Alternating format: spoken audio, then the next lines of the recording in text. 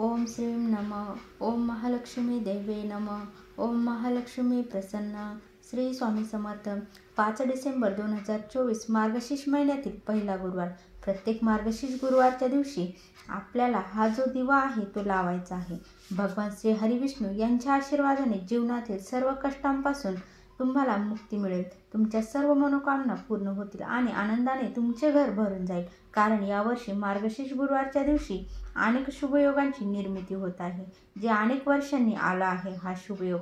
म्हणूनच या दिवसाचे महत्त्व खूपच मोठे आहे आणि या दिवशी तुम्ही सर्वांनी इथे एक दिवा नक्की लावावा. हा उपाय कसा करायचा, केव्हा करायचा, कुठे करायचा, हा उपाय करताना कोणत्या गोष्टींकडे लक्ष ठेवायचे, हे सर्व माहिती मी तुम्हाला या व्हिडिओमध्ये सांगणार आहे. कमेंटमध्ये ओम महालक्ष्मी प्रसन्न श्री स्वामी समर्थ अवश्य लिहा, ज्यामुळे स्वामी महाराज आणि माता लक्ष्मीची कृपा सदैव तुमच्यावर आणि तुमच्या घरावर राहील.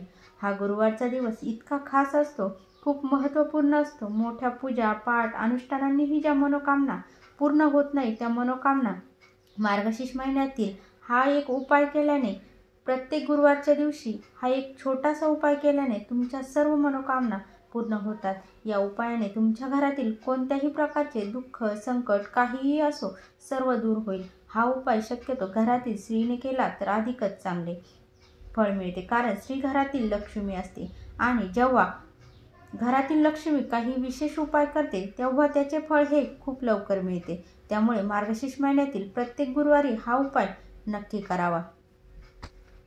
मार्गशीर्ष महिन्यातील गुरुवारी माता लक्ष्मी खूप सहज आणि लवकर प्रसन्न होते. हा उपाय आपल्याला संध्याकाळी प्रदोष काळात करायचा आहे, म्हणजे संध्याकाळी 7 ते 8 वाजेपर्यंत करायचा आहे.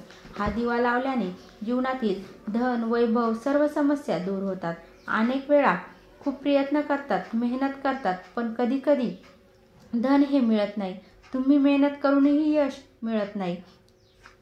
व्यवसायात अपयशी ठरतात, नोकरी मिळत नाही, कोणत्याही कामात अपयशी होत असाल किंवा धनाची हानी होत असेल तर तुम्ही एक छोटा उपाय मार्गशीर्ष महिन्यात प्रत्येक गुरुवारी करायलाच हवा. काय उपाय करायचा, कसा दिवा लावायचा, लक्षपूर्वक ऐका. एक पिवळ्या रंगाचं फूल घ्यायचं आहे. गुलाबाचं फूल घेतलं तर अतिउत्तम, कारण गुलाब हे माता लक्ष्मीचे आवडते फूल. नाहीच भेटलं तर झेंडूचे फूल किंवा कुठल्याही एखाद्या झाडाचं तुम्ही पिवळ्या रंगाचं फूल घ्या. पिवळ्या रंगाची मिठाई घ्यायची आहे. मिठाई नसेल तर गूळ घ्या, कारण गुळाचाही रंग हलका पिवळा असतो. गाईच्या गावरान तुपाचा दिवा घ्या, त्यात एक चिमूटभर हळद टाका आणि आपल्या घरातील देवघरासमोर बसा आणि गाईच्या गावरान तुपाचा दिवा आपल्याला श्री हरी विष्णूंसमोर लावायचा आहे. गुळाचा नैवेद्य दाखवा आणि पिवळं फूल उजव्या हातामध्ये ठेवा आणि श्री हरी विष्णूंचा ओम नमो भगवते वासुदेवाय नमः हा मंत्र 11 वेळा म्हणा. हा मंत्र श्री हरी विष्णूंचा सर्वात चमत्कारी आणि शक्तिशाली मंत्र आहे. या मंत्राचा 11 वेळा जप करा आणि माता लक्ष्मीचे ध्यान करा आणि ओम महालक्ष्मी प्रसन्न या मंत्राचा सुद्धा 11 वेळा जप करा. आणि जप झाल्यानंतर जे उजव्या हातातील फूल आहे ते श्री हरी विष्णूंच्या चरणी अर्पण करायचे आहे आपल्याला आणि प्रार्थना करा की माझ्या घरातील आणि जीवनातील सुख समृद्धी वाढवा आणि तुमची कृपा माझ्यावर सदैव असू द्या. पिवळ्या रंगाचे फूल श्री हरी विष्णूंना प्रसन्न करते. जो दिवा आहे त्यामध्ये हळदी घातली आहे, त्यामध्ये घरात सुख आणि समृद्धी येईल. धनाशी ज्या काही समस्या असतील त्या दूर होतील. भाग्याची साथ मिळेल आणि कुंडलीतील दोष दूर होतील. फक्त संपूर्ण श्रद्धेने मनोभावाने हा उपाय करा आणि आपल्या घराच्या मुख्य दरवाजाजवळ हळदीने स्वास्तिक काढा आणि त्याची पूजा करा. असं केल्याने माता लक्ष्मी इतक्या प्रसन्न होतील की ते घर कधीच सोडून जाणार नाही आणि स्थिर लक्ष्मीचा वास तुमच्या घरात असेल.